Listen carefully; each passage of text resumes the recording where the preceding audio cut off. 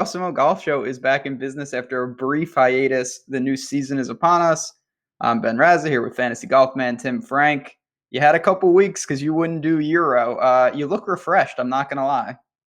I think you need to take a couple weeks off. People are psychos that say like they wanted Draftkings to put on Corn Ferry contests. It's like you need a break, people. It's all right. There's not many off weeks in golf. It's okay Enjoy. to take a couple weeks off, get recharged, get ready for the new season, and yeah, it's exciting because we got like 50 new guys that we get to pick apart and try and learn, and 50 terrible players. We have new cut rules. We have all kinds of stuff going on this year. We really do. So we're going to get into that before, though. Little housekeeping the show. We got our sponsor sticking with us in the new year. It's Fantasydraft, which is the only place where you can play rake-free fantasy. You can use the promo code AWESOMO. You get a free 7-day trial membership on your first $1,000 in rake-free entries. Void where prohibited, 18 or older, all that jazz. But, no rake over there.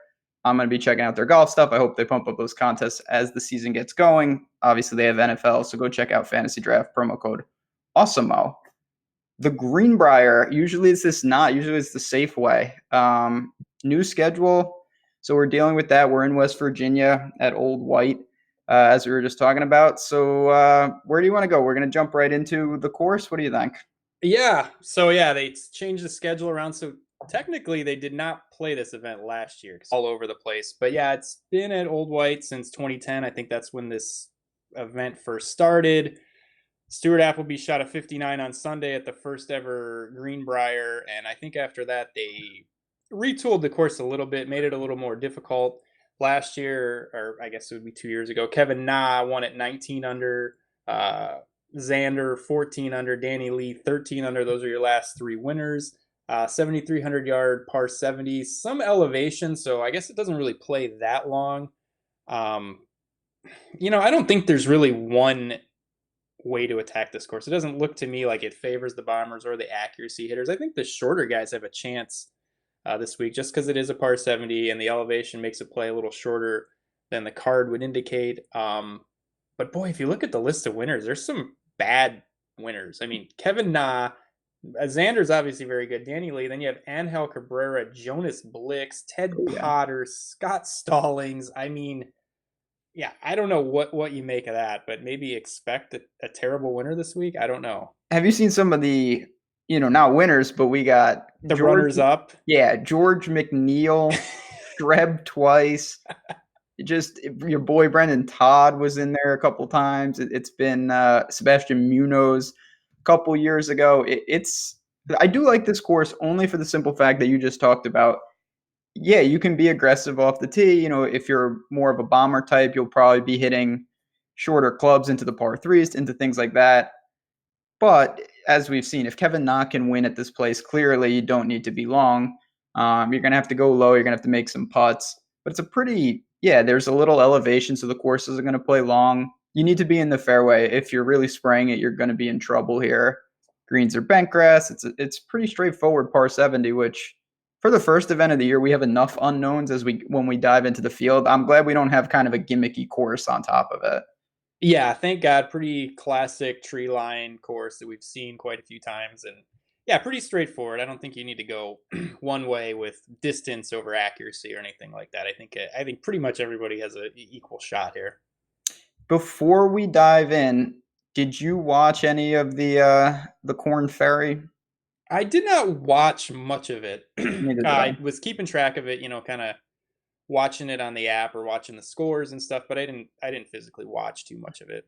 No, it's college football season. We need to get our fix. I did see Justin Harding miss in brutal fashion, thanks to Lanto, but that's the thing. We got some guys who they didn't finish in the top 125, but they went and grabbed their card again. There's some newcomers off the Corn Ferry. We're going to have a big mix this week, but we'll get right into it. Up top, these are names that are going to be more familiar. We got Bryson's here leading us off. Then we've got Hovland, Kokrak, Leishman, Bubba Watson. Those are the big names. Obviously, you can see immediately it's not Murderer's Row. Hovland's the wild card. Bryson, to me, is the best player. What say you? Yeah, I mean, Bryson and Hovland, I guess those are two guys we feel comfortable with being at the top, even though Hovland obviously doesn't have that many starts, but he was just so good at the end of the year. Um, Kokrak, Leishman, Watson, they all seem overpriced to me. I think Bryson is interesting. He turned it around a little bit at the Tour Championship. He was T12. Granted, that was only a 30-man field, um, but he gained almost 3 shots with the ball striking. Leading into the Tour Championship, kind of, I guess from the Open Championship on, it was a stretch of about 4 starts where he was really bad. Hmm. So we turned it around a little bit at the Tour Championship. To me, he seems like more of the wild card than Hovland. Hovland seems like he's just consistently playing really well. He was second and 11 on the Corn Ferry Tour, on the tour, 2 events he played there. In his last 6 starts on the PGA Tour to end the season, he only had one finish worse than T16. That includes a T12 at the US Open. I mean, he was super consistent. The ball striking was great. I think Hovland is maybe the more consistent play, and to me, the more safe play, which seems really strange. Bryson, if he got it turned around, Bryson's A game I would take over Hovland. I guess that's what I would say. I don't know. He seems like more of a mixed bag to me than Hovland. I think the ownership will probably be at Hovland as well. What do you think about that? I would assume so. The thing, I guess I should add some context. The thing with wild card, in my reference, is that we don't. I think we have a pretty good idea that Bryson, yeah, he's a little erratic, but we know his top end belongs at the top. Sure. Hovland, I think it's pretty safe to say he's getting there, but this is still a guy that we haven't seen a ton of. So let's see his first. I mean, this is his first full season and whatnot. There's more questions than answers in my mind still, even though he does feel kind of like the ROM, where it was just like from the get go, this guy is going to be competing. He's shown that already in what we've seen from him. But Yeah, I would say, yeah, Hovland maybe a better chance of like a top 15, top 20, even though that's not really what you're looking for out of that price tag. But the win equity, if Bryson's playing well, much greater because we've seen him win how many times on the PGA Tour. So, I mean, if they're both there on Sunday, I like Bryson to close the door and get the win much more than Hovland. But it just seems like I'm not sure what to expect out of Bryson. that's fair. I mean, I've been playing him late in the year. I thought he was primed to turn it around, and he didn't really. You did mention Tour Championship wasn't bad. That was such a weird format, and Ches was making hole in ones. We're not going down that wormhole. The Still next, bitter about that, huh? I really am. I'm just so bitter. Uh, Kokrak, Leishman, and Bubba, they're in 16,000 range on Fantasy Draft. They're in the 10K range on Draftkings. I really don't have a strong take on any of them. Bubba has a house on this property. He's always here. Seems to like the course, but at the same time, it's Bubba. Leishman, he's another one, just really all over the map, especially late in the year. Some awful showings, and then he would kind of get it together. He's good in Memphis and whatnot. And then there's Kokrak, who to me still feels out of place, but I mean, he did make the Tour Championship. He's going to the Masters. This guy's living the life these days. Yeah, this is a tough 3-man range because Kokrak was playing the best. His stats were the best at the end of the year, but this is just kind of like uncharted territory. 10-5 for Kokrak, and then you have Leishman, who you said really the last 3 events the ball striking was not good. The finishes look okay just because they're limited fields, but the ball striking was pretty bad. And same thing with Bubba. So yeah, I'm not a fan of any of these three, to be honest. So would you rather? So kind of what I guess you're saying. Correct me if I'm wrong. If you go up, it's going to be to one of the top two, or you'll bump into the next range, which is full of guys that we've seen plenty of them, but they're more of the young guys still getting in the mix with Sanjay Im, Neiman, Benny On, Scotty Scheffler, who is a newcomer, and probably I think it's pretty fair to say him and Hovland are the two big guns that are of guys we haven't seen a ton of that are now in the mix. Yeah, Scheffler kind of seems like the class of the Corn Ferry Tour, being that he played there the whole year and has a lot of amateur pedigree, played really well at the end of the season. I think in the upper 9K range, I'm preferential to Neiman at 9,700. He was fifth here last year and just ended the season really consistent. Nothing spectacular, but the ball striking was there week in and week out. Gaining 3, 4, 5 shots with the ball striking. He was T31 or better in 9 of his last 10 starts. The only one was a miscut at the Open, which I'm willing to just throw out because of just kind of the different style of golf, the travel and all that stuff. But yeah, just really consistent at the end of the year. Plus, we know he has that pedigree where I think there's more upside there. So I think 9,700. It's a little expensive, but for how he finished the season and his pedigree and kind of the upside that he has, I think there's some more there. So yeah, at 9,700, he would be my favorite play in this range. He's up there for me too. He's seen this course. He's so young. He actually has played here twice, which he's played well, and that's not an end all be all, but it is kind of nice. I'm gonna go with Benny On because that's what I do. This is someone there's a lot of guys. I think this is a common theme where, and I'm guilty of it too, where it's like, the swing season, all these guys are going to break through. There's 40 guys that are going to get their first win in these 6 events. Because, Benny On is one of them. He's on the short list. Almost won at Wyndham, which I think is we didn't really talk about correlated courses. I kind of see a little Wyndham in this. You see that at all? Yeah, maybe a little bit. Par 70, shorter track. Like Sneds, a little something like that. Produces terrible winners. That's the correlation I'm really going for. But, we know about On. He's an incredible ball striker. The putting, it's terrible. But he's gained in 4 of his last 7, which that's a miracle in itself. It hasn't been nearly as bad.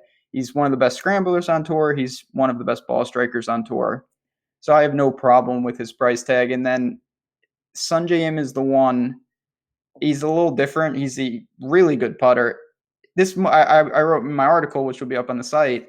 It must feel like he hasn't played in years because he plays every week. He's the only guy that didn't feel the quick turnaround. He got super rusty in that 2 weeks off. Did. It's like I'm surprised he didn't go try and tee it up on the European tour or something just for a week. Play the Corn Ferry just for kicks. But it's a weird mix because you have guys like that. Then you look, and dare I say, I'm not really super excited about him, but Russell Henley really likes this course. 3 straight quality showings, 15,700 on Fantasydraft, 9,400 on Draftkings. I have no problem with anyone going there. I do think I favor kind of these, the 2 Koreans or Neiman over him, but he did catch my eye, obviously, just based on that course history. Yeah, for sure. Im, I don't know what to make of. It's just been so up and down. The guy has like 3 or 4 event stretches where he looks great, then he looks terrible. I mean, he was really bad at the Tour Championship. I think he lost almost 6 strokes with the ball striking. He was. But yeah, there. I mean, he's gone up and down multiple times in the last year, so I don't mind him. Henley is interesting to me. He's a guy that I really would have liked. I just feel like his last 3 times here is 10th, 5th, and 5th. I just think that's making him a little bit more expensive. I would have rather him be 8,500 and no course history or poor course history, because he's a guy that we kind of keyed in on at the end of last year, turned it around right before the John Deere. He had a terrible year. Turned it around right before the John Deere, and then it was like the last 3 or 4 events he played really well. The ball striking just did a complete 180, and he's a guy that I would be looking to here, but I don't know, 9,400 with that course history, I feel like people are going to go there. I like him, just maybe a little bit too expensive for me. You're definitely paying. You coined this. I believe it was with Decky at Waste Manager. You're paying the course history tax in this price. And with a guy like him, where we have plenty of data, I'm with you. I'd rather have no course history because it's not hard to see why Henley would like a track like this. If he can keep it in the fairway, you can get good with the irons. He's a good putter. Traditionally, it's not Bermuda. Which is a little different. We do like him there. Last guy, and then we can move on. And because we're going to be going to you for all the people, the newcomers. Scotty Scheffler, plays. I know you like this guy. Do you think he can immediately get it going? I know he has the talent to, but is this a wait and see for you if you had to go for a roster spot? With Scheffler, you said? Yeah. Yeah, I mean, I don't know if I'll be playing him this year, but it feels like he is the best player coming onto tour. I don't count Hovland because we kind of saw him at the end. He's different. Yeah, kind of a different class. Yeah, I mean, he could be really good. I think with the amateur pedigree from Texas, we knew he was going to be good, even entering the Corn Ferry Tour last year. he could be one of those guys that maybe 9,300. He could be more expensive as the weeks go on. I'm not sure. I don't think I'm going to get there this week. Really, he finished the season very well in the playoffs, 7th, 11th, and 1st. But yeah, I'm going to go to Neiman, honestly, in this range. But I don't mind Scheffler. If I build enough, I'm certainly going to have a position, but I don't see myself having a ton. And it's nothing to do with him. He's got some experience on tour, not a ton. A lot of really bad putting performances, some really crisp irons. He's got talent. That's what I like. Great irons, terrible putting. He's a Sepp Straka clone, like all of them are.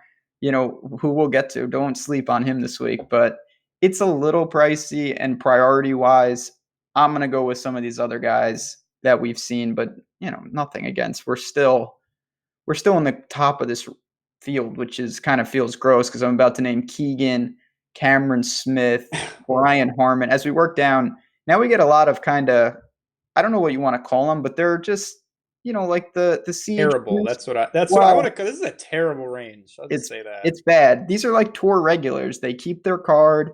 They come in 91st in the FedEx Cup perpetually. The Martin Lairds of the world, HV3, Streelman, Streb. What do you make of like this high 8K, low 9K range? It literally awful. I mean it. I think they're terrible. I think there's better plays at 7,800. To be honest with you, I don't like anybody. To me, and I hate this guy, but I think Cameron Smith would fit in perfectly with this list of winners. When you think about Blix, Ted Potter, Kevin Na, I mean, I just feel like Cameron Smith just fits that mold of terrible winners. No, I mean, I don't like. I guess Streelman would be the guy I'd go to at 8,600. Just super ball striking last year, bad putting. Didn't finish the year very well. 2 missed cuts. But I mean, these guys just feel overpriced to me for what you're getting. I mean, guys like Martin Laird, Varner, Streelman, Streb, they're just, I don't know. I'd rather take a shot with a guy that's 7,500 or lower, a Tringali type, who I don't think is much different. I played Martin Laird at the end of the year last year. He struck it great, but not really many good finishes. And I mean, same thing with a lot of these guys. They just all seem overpriced to me. It's funny. My article kind of highlights that I have a pretty big dead range in the middle, and this is it. I will say, I'm going to be talking a lot about the Wyndham, and it's just one data point, but Brian Harman played well there. I think this is a decent spot for him as well. You mentioned Cam Smith. I could see Brian Harman on this list of winners as well. Cam Smith is one of the toughest every week in majors. Sometimes he's like 8,100, and then in the John Deere, he's like 7,200. His price is very difficult to gauge where he belongs. Needs to keep it in play off the tee. When he does that, the game is good, but he has some really all over the map stats when you look at the history. Yeah, well, for Harman, I think, and I don't know if you're looking at the winners, but just the type of course, I don't know. What about John Deere? Yeah, I see that a little. Line, bent grass. But we're not getting to Zach Johnson, so don't even. Okay, I was going more with Harman. Okay, fair enough. Because if we start going to Zach Johnson, I can't handle it. No, Zach Johnson. I don't know what happened to him. Something's. I think he's done. Bad. It's been a struggle. It was a struggle last year for sure. All right, as we work down, we have to by contract Russell Knox. I don't know. Just not great last year. Really at all. Wasn't. No, I'm gonna pass on him. I'm serious. Like, I'm not. I just hate this whole range, and it's not. There's a lot of guys I like that are a lot cheaper, but I just dislike this entire range. Knox is someone I took a really close look at because these irons have been really good. The putting was good, and then his off the tee was horrible. Then he started to lose the putter, and the off the tee was still kind of horrible. He needs to fix that. I like Knox, and I do look to him in fields like this, but at the same time, again, it's not a range. I will say, though, on the flip side, when you have a dead range like this, to me, it's easier to get someone like Knox because I don't have a priority list. Like, there's going to be a couple teams where I need someone in this range, and it's pretty barren. Whereas in the 9K range, like we talked about, it's not that I don't like guys like Henley or Scheffler. It's I have 4 other guys that I want on those teams. So in a way, it sometimes makes it easier to take a couple flyers. because most of these guys are pretty easy passes for me when we look at kind of that mid-eights range. Yeah, I mean, I hate to say like I dislike a whole range. It kind of seems like, I did no research or like lazy, but I really don't. I just don't like it. I mean, it's just it seems like a lot of, I don't want to call them journeymen, but guys that are That's the just word I was trying to think of before. not quite journeyman, like, but yeah, just a lot of guys that have been on tour for a long time that don't win a lot and don't get a lot of high finishes, and that's not what you're looking for me out of 8,800. I mean, you know what you're getting from them. I'd rather take a shot with a Corn Ferry. God, it sounds so dumb. Corn Ferry Tour guy who has a little more, some more question marks, but maybe can bring more upside at a much cheaper price. Fair enough. So working down, I'm just gonna rattle these guys off. Stop me if you want. Denny McCarthy, JB Holmes, Bucket Hat Man, and Joel Dahman. And then real quick, I definitely want to just get your quick thoughts on one of the surprises, when I was looking at who punched their ticket was Tom Lewis. That's a name that people may not know. He's a Euro guy and got through. I have a feeling he probably struggles a bit, but the upside is there for that guy. I've seen him get crazy hot, different circumstances. What do you make of him? Yeah, so is he, I mean, so how is he going to attack this year? I mean, is he going to try and play both tours? Because this is, primarily a European Tour player. I don't even know if I've seen him on the PGA Tour at all. I don't believe he's played, and correct me if outside of majors, WGCs, I don't think he's ever played just a standard tour event. Yeah, I mean, interesting. Just kind of came out of nowhere to win at the end of the season there. And I don't know, maybe more upside, a little bit more pedigree than some of these guys, but I don't know. There's other guys in this range I like better. And it's just strange. He didn't seem to be on the radar for a guy that was trying to get a PGA Tour card. It's very surprised to see him win. Absolutely. That's the thing. Like, Justin Harding, a couple other guys, it wasn't a shock if they got through.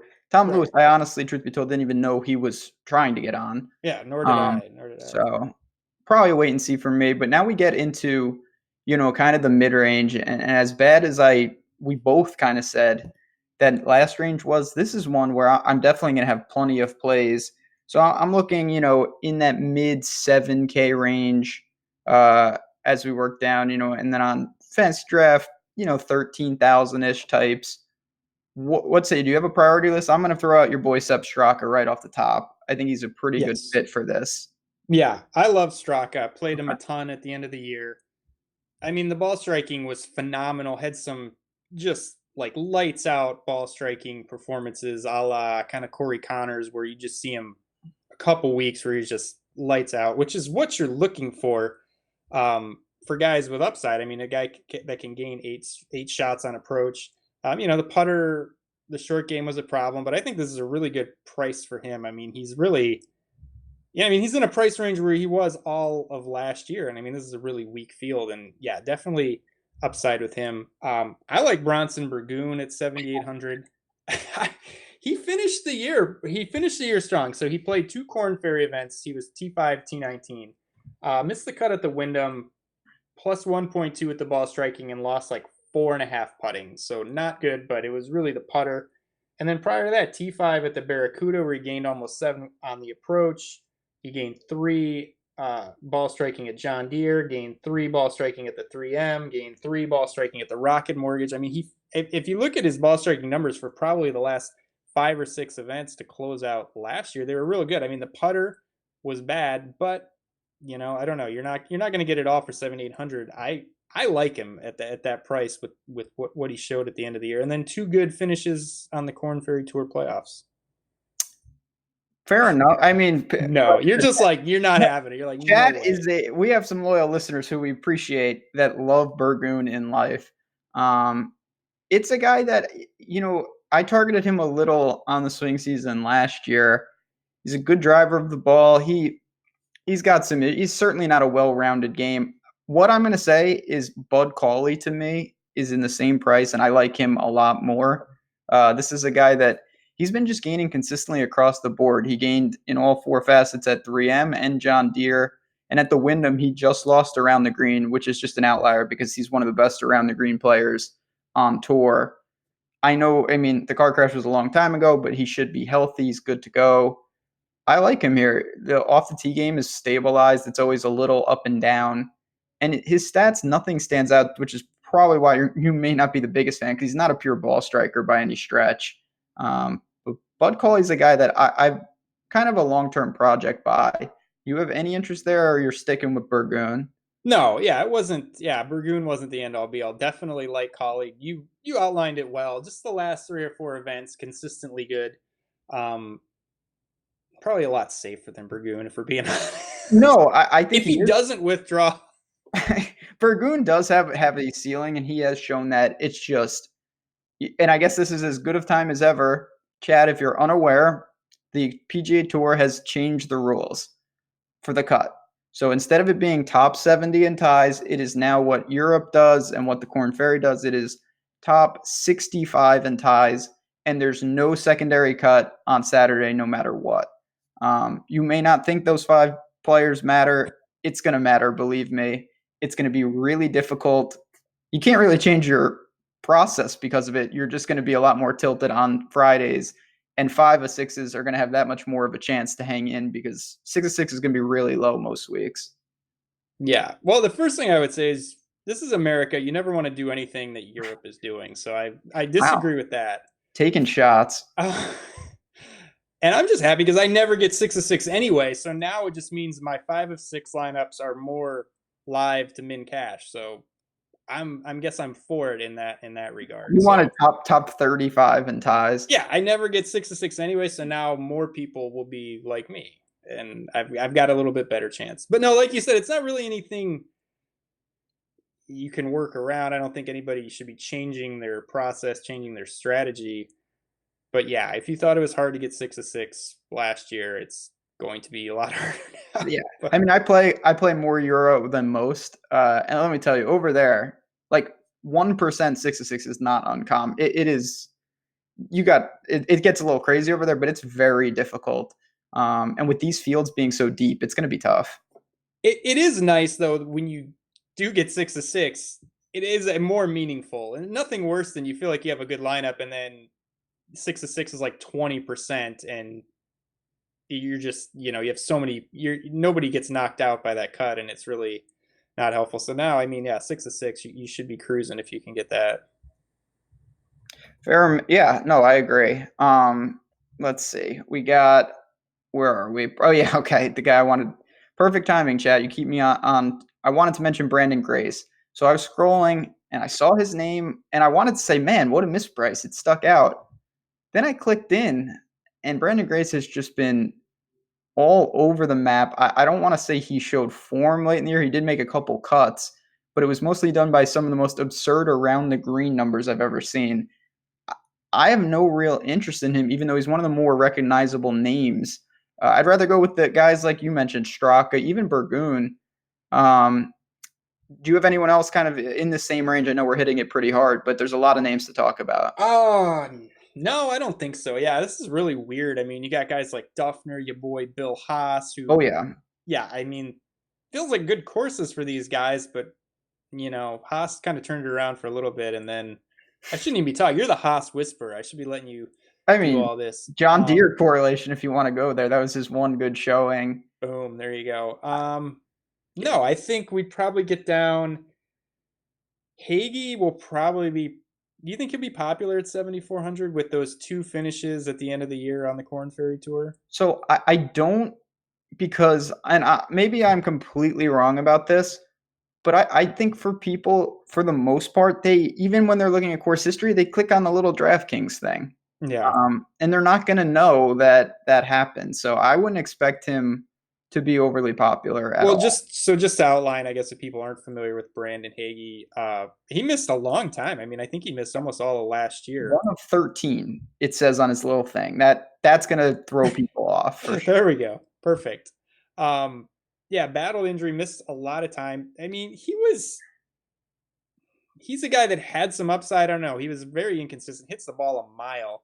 Anyway, comes back from injury at the end of the year in the Corn Ferry, finishes 5th and 2nd to get his card. So I don't know. I don't know what to think of him. I mean, that's like he wasn't that great before the injury. It wasn't like this guy was a lock. He was kind of all over the place. So I don't know. I don't know. Those two finishes on the Corn Ferry in the playoffs were very interesting, at least. He's a tough guy. He's a mega bomber. Certainly not the most well-rounded game. I don't know what to make of him. I'll just say this. We've mentioned a bunch of guys, and I'm going to throw out one more. Andrew Landry is a guy. I mean, to me, he has decent win equity relative to who he is. We see this guy get in the mix, really good with the irons, Texas guy. And he's shown that he can win. He won Valero, second at the Desert Classic, third at John Deere. This over a long span, but still, the guy has some up top placement points equity. So I don't mind going there in a course, in a field. Everyone's on a pretty long break, even the guys who played the Corn Ferry, depending on where they were. There's a lot of unknowns. So I'm embracing some of that with a guy like Landry. Yeah, I'm with you on Landry. Was really good at the end of the year, especially the ball striking. Don't mind him, like you said. He has won and has some high finishes. Inconsistent, but when he's on, he can get right up there. I mentioned Tringali at 7,300. I mean, off the tee, never good with him, but the approach game at the end of the year was super solid. Was not good at the Northern Trust in the playoffs, but prior to that, 4, 5, 6 starts in a row of positive iron play, positive approach game. And, he has 2 fourths here. And I think 7,300, I mean, that's what you're paying for him year round, pretty much any event. I mean, so in a bad field, I think that's a pretty decent price for him. I mean, I don't know, not a ton of upside, but just a guy who the irons were working at the end of the year. The price seems right. And just consistent. I don't know, at the end of the year. I kind of like that out of him. He was playing, Rory Sabatini had the mantle of just in fuego out of nowhere, but Tringali low key was playing well. For me, again, this is more of price, other guys, and Chad brought them up. Mac Hughes, two really good showings here relative to who he is. Pair of top 20s. He's a guy that likes easy courses, can get very hot. The form is, he was making cuts pretty consistently. It's not going to blow you away. But again, no offense to Mac Hughes, what are we really looking for? If you're making cuts, that's pretty good in my book. Couple quality finishes over the stretch. And like I said, Greenbrier has been good to him, and I see why. This is a course that can kind of cater to his lack of abilities around the green. So I don't mind going there at a pretty decent price tag. Yeah, I don't mind him, but there just seems like there's a ton of guys. Like there was nobody in the 8K range. I mean, there seems like there's a lot of playable guys in the 7K range, and really, like I said, not too much difference to me between a guy like Martin Laird, a guy like Brian Harmon, and some of these guys in the mid 7 range. Fair enough. We got Lahiri right there too. Hero getting his card back. Good for him. Just went nuclear in the playoffs. He really did. This is where, by the way, Chad, as you're looking, we're going to start to creep into some newcomers, guys that I don't know, but Jason Roslin's put together a preview on the site. You can check that out. We've got guys, Harry Higgs, Lanto Griffin, we've seen a bit. A lot of these guys are not going to make my roster. They're more flyers. There's a bunch of them, and only a couple are going to play good. I stick to more what I know and what I've seen. Yeah. Somebody in chat this morning asked about Higgs. I mean, he was really good at the end of the year. His last 12 starts, he had a first, a second, a third, a ninth, and 2 11ths. Some miscuts in there too, but I mean, really, really good finishes over the last half of the season. But yeah, I mean, a lot of the things that make me apprehensive is I like to know what type of player this is. Is he strong off the tee and terrible approach? Is he a great ball striker and terrible short game? Is he, a short game player and not a great ball striker? And if I don't know a lot of the stuff about some of these players, I generally don't play them. I kind of want to know what I'm getting into. I hate just clicking a name based on a couple finishes on the Corn Ferry Tour and a price that looks decent, That's really where I'm at. It just feels, I don't want to say it's an unnecessary risk because these guys got talent, but there's so many guys, so many names. I have other kind of priorities, and we've mentioned some of them. Chad has got some real sick names coming up. We're going to get to them. I do want to say real quick, though, if you haven't signed up, for Awesemo Plus and you're looking to do that, you got a promo code flashing right on that screen. We hope you join. A lot of good stuff going on, not just with golf. NFL, you'll see me and the entire team. We have a ton of content. Basketball will be here soon enough. MLB is not going away. And then I'm doing a lot of college football, a lot of betting stuff as well. If you're into that, watch me bet teams like the Lions and then have them lose in some of the most horrific fashion I've ever seen. That's neither here nor there. That's a different show. But as we work down, we've reached the moment that everyone, including Chad, has been waiting for. Are you playing Kevin Chappell? I don't think so. I mean, he played on the Corn Ferry a couple events and wasn't great. I mean, obviously for him, they're just kind of warm-up events, knocking the rust off after the injury, after a long layoff. T51, T62, but no. I mean, it's hard to say, what he's battling coming back from this injury. He's played here quite a few times, nothing better than T16. I mean, I love the dude, but I'm going to wait to see him show me a little bit more. Obviously, a guy like Hagee came back from injury and just started lighting that tour on fire. Chappell, not so much. So I'll take a wait and see approach on him. I think that's the prudent move, but I'm sure you would agree. And it's a huge, but like Chappell would be clearly the most, mispriced, underpriced guy in the entire field. He would be up with the top if he was healthy. This is a real player. Yeah, I mean, Piercy's 9,600. They're basically like twins. So. Yeah, you're just getting him at a ridiculous price. But he came back with this major injury, so it's probably going to take a little bit for him to shake the rust off. And I'm more apt to wait and see because there are other guys as we kick off kind of the bottom feeders of this field. JJ Spawn, is that bad? I feel like he's a great fit here. He doesn't need to be long. He was not good towards the end of the last year, but he got a month off. I'm willing to forgive that. He's a good putter, good with the irons. Not a good putter. I should take that back. He can be okay. It's not a deficiency in my book. What do you think? Or is that just not really on your radar? I don't know what to do with him because 2 years ago, I mean, we've all loved Spawn for a long time. And 2 years ago, he showed some serious approach game performances. And it's like, wow, this guy, once every 4 or 5 times out is just lights out with the irons. He's definitely a guy to watch, a guy to play kind of every week and hope you get that really good iron performance out of him or approach game performance. And then last year we just didn't see that very often. I mean, I kept trying to jam him in there thinking, all right, he's got one of these events in him.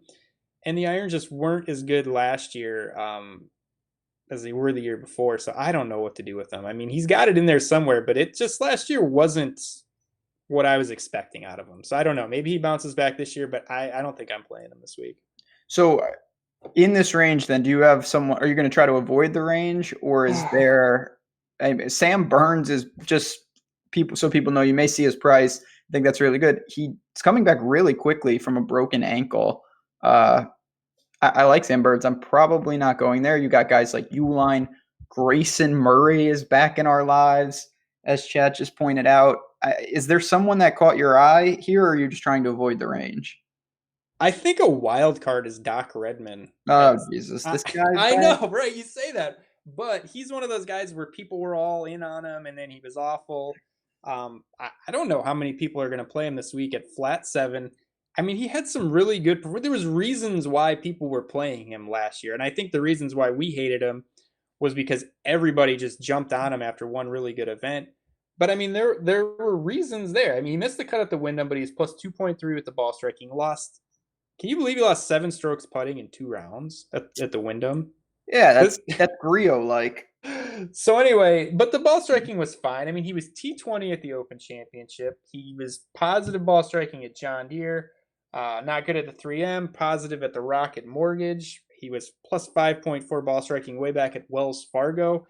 We've seen him kind of up and down. I think the upside is there. I mean, obviously we've seen it. We saw him come real close to winning at the end of the year on the PGA Tour. Inconsistent, but I mean, sometimes that's good. I mean, it keeps ownership away and it might scare people off, but I think the upside is there, and I think it's $7K. That's a good price.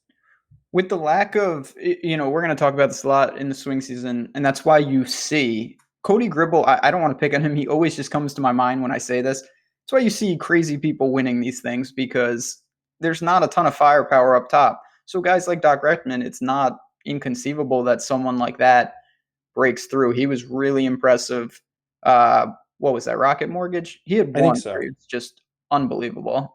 Building, right off Wells Fargo. So you can go there. Man, as we work down, this is where it is pretty dicey. You've got some tour regulars who have struggled. Brendan Steele, who's a guy that literally he gains off the tee, even during the bad stretch consistently, but the irons are broken. I'm not sure that I'm going to try to infer that he has fixed that. I looked at Sean Stefani. Peter Malnati is a guy that I like to play a lot. This is where it gets pretty dicey, though. I don't have a ton down here. And now we get, a mix of guys like that and then pure newcomers who some of them will not make it, as we fast forward to New Year, and some will, hit the ground running and become tour regulars. Yeah, I mean, like you said, we mentioned Grayson Murray. I like him 7th, 11th, 23rd, last 3 events of the Corn Ferry Tour coming off the injury. He's a guy that had some upside. He won. I think he won a terrible event, either the Barracuda or the Barbasol. He did definitely win something where I couldn't play him. That I can confirm. But yeah, I like him. He came back from the injury pretty strong. West Virginia, so he's got should be a lot of fanfare there in West Virginia. I'll just say that. I don't think he's from West Virginia, but I think people will be down with what he stands for in West Virginia. We got Brendan Todd isn't another one of you boys. Love that guy. Anything? I mean, he's got a really good record here. What does he have? Like a 6th and a 4th or 2 6th-place finishes. I don't know. He was good. I mean, his game was lost. He's definitely got his game back, got over the yips. I don't know, though. I mean, he was pretty consistent when he played on the PGA Tour last year, but nothing spectacular. I don't think I'm going to go there. But he's a guy that I love. I mean, on short courses, he hits every fairway. He can get hot with the irons, and he's a really good putter, which it's important to make putts, once in a while. I know we like to tout terrible putters. I don't think I'm going to go there. I think he's, he finished 2nd to get his card back, but then 20th, 67th to finish out the Corn Ferry Tour. I don't know if I'm going to go there this week. I love him. I'd love to see him play good, but not a priority for me. All right. Chad is saying that if they see the lock button put out on Brendan Todd, you're downplaying the love for him. But you gotta go with your head, not with your heart. Yeah, story of my life, truth. Man, I will say you mentioned Doc Redman. I think that's a really good one. Doug Gim is someone, he's not on the level, certainly not of Scheffler and Hovland, but he's a guy that we've seen. He's been in some tournaments, held his own, grabbed some top 20s, things like that. He's got some upside, I guess, relative to some of these other players. He's going to miss a lot of cuts, I have a feeling. A little boom or bust type option, but he's sitting, at 6,600 on DraftKings. That's, obviously pretty low. He's 12,100 on Fantasydraft. It's going to be your last man in type guy. Mark Hubbard is back, another fantasy golf man favorite. Oh, God, no. Bo Hogue, a newcomer. These are names that I'm probably not chasing. I don't have a lot down here. Do you have anyone, in the kind of the last batch of players that we should talk about? Well, I'm with you on Gim. You say he's not at the level of Scheffler, but I don't think he's also shouldn't be $3,000 cheaper. Fair. I totally agree with that. Yep. So for a guy that I think if you had to start picking guys who are going to have a great PGA Tour career out of this range, I know that doesn't help you too much this week, but just long term, I think Gim is probably kind of the class of this range, maybe the most upside. And we've seen him do it. Like you said, inconsistent, but, for tournaments, you're looking for upside. I think Gim has that at 6,600. Boy, it's Wes Roach. No. Got it going late in the year. The one guy that really caught my eye was Christopher Ventura, at 6,300. So again, very inconsistent. I think you're going to see this with a lot of these guys, but had 2 wins and a 3rd place finish in his last 7, 8 events on the Corn Ferry Tour. So I mean, he also has a 3 missed cuts. He has a T56, a T53. But to me, for 6,300, a guy that had 3 really good finishes in a short span, Oklahoma State guy, that place just pumps out PGA Tour stars like crazy. I don't know. Is he like a junior Victor Hovland, since they're both from Norway and they both went to Oklahoma State? Yeah, they got these Norwegians are very slowly taking over the golf world. It's Tom Ace over here. Yeah, I mean Ventura is a name that I've seen a bit of. You know, if you're playing in the big $8 and we've got, I think it's 33% up top, you're trying to take down 100K. Those are the type of guys, if you're going to go down here, you got to get some bang for your buck. Because I do think that, I don't want to say conventional wisdom, but people are going to hear, oh, wow, the cut line, it's 5 less people. I got to be even safer now. Which, if you knew who was going to make the cut, what were we doing all this time? It's not like we can really, nail that. So I'm doing the opposite. I'm going for broke more often and saying, you know what? More people are going to have misses. I'm going to take some stabs, especially in a week like this, and take some guys that big pedigree, maybe some known commodities, but at least with upside that I can get some bang for my buck. Jamie Lovemark is a name that sticks out at 6,300. He's another one. He's dealing with some injuries and whatnot. You have a feel, or is it just in the bucket of let's just see what happens and reevaluate? I mean, he looks like he's in the process of coming back from the injury and is not playing well. No, he's not. So. T67, cut. So I'd almost prefer a guy where we're just a total question mark. I mean, he still looks like he's struggling to return. So yeah, I was never a big Lovemark guy when he was playing. He seemed really? like no. Huh. Hey, John Daly's in the field. Did you know that? I did know that, yes, but I would not play him. No, don't do that. Really, honestly, that's really the extent of it. There's a bunch more names. And chat, if we didn't get to your guy, I will be back with Jason Roslin, back in business tomorrow night, the late show, lineup construction, Q&A, all that good stuff. Egregious hour where we will answer all your questions. So we'll see you then. But I think that really, kind of sums it up. We don't want to get too crazy.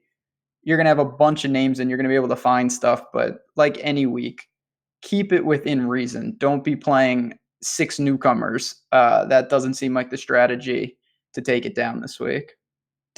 Yeah, I would agree. And I mean, just realize that the Corn Ferry playoffs were 3 events, and there were guys, anybody can get hot over a 3-event stretch. And there are guys that were just not that good of golfers that just kind of ran hot for 3 events, and now they have their PGA Tour card, and you're looking, it's like, oh, this guy finished, 4th and 15th and 21st.